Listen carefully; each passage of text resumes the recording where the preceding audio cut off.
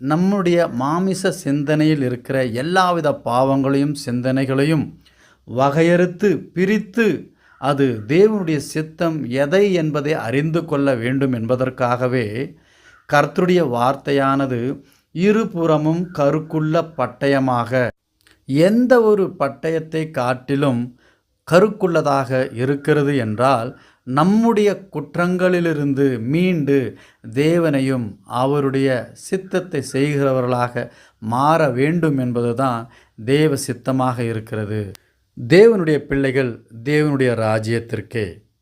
ஆக நாம் தேவனுக்கு பயந்து கீழ்ப்படிந்து அவருடைய நியாய தீர்ப்பில் குற்றமில்லாத ஆண்டவராகிய இயேசு கிறிஸ்துவின் இரத்தத்தினால் கழுவப்பட்டு சுத்திகரிக்கப்பட்ட பிள்ளைகளாக இருந்து அவருடைய ராஜ்யத்தில் பங்கு கொள்வோம்.